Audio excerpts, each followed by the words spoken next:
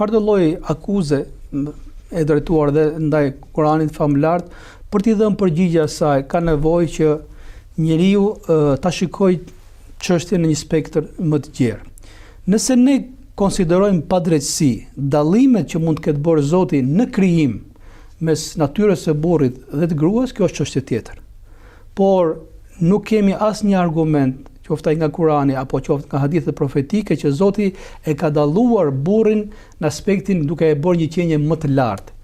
Dallimet fiziologjike, nëse do t'i shikojmë me syrin e drejtësisë, do të shikojmë që Zoti pikërisht nga roli që kërkon nga secili prej tyre e ka bërë dallime fiziologjike. Dhe këto dallime fiziologjike apo në formën e krijimit, më themi në aftësitë fizike që ka burri me një krah dhe gruaja në krah tjetër, shpeshherë janë bërë shkak për fat keq, sikur Zoti po diferencon. Zoti diferencon kjo diferencim pozitiv, sa për dieni. Nëse i ka dhënë burrit Zoti aftësi më të mëdha fizike, ata shpërsinë apo vendimarrjen e shpejtë, kjo është sepse përgjegjësitë që i kërkohen burrit janë tjera. Sepse ai do të marrë përgjegjësi më të mëdha qoftë në aspektin e ushqimit apo përballjes fizike apo vajtjes nëpër luftra.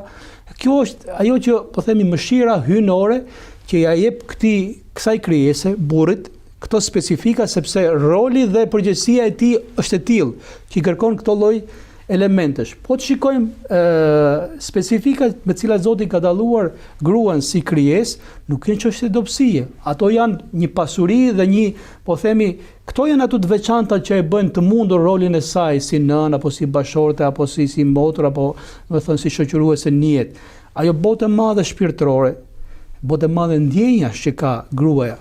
Ajo është pikërisht pasuria e saj, do të thënë. Ai durimi i madh që ka, sepse historikisht dihet, do të thënë që kush mund ta vetëm po të shikosh, nëse mund ta quaj misionin e amësisë e të qenet nën, vetëm nëna mund ta përballojë diçka të tillë. Zoti i ka dhënë asaj një botë shumë të madhe shpirtërore, i ka dhënë një botë shumë të madhe, të pasur në ndjenja që e mundson atë të ketë kaq shumë durim. Dhe sa herë që lodhet, po themi që ja bën halal. Kjo është, ja bën halal fëmijësve, ja bën halal palës tjetër. Këto nuk e bën dot burri, sepse Zoti e dalloi pikërisht atë që të mbaj një barë dhe një privilegj shumë të madh që të jetë nën.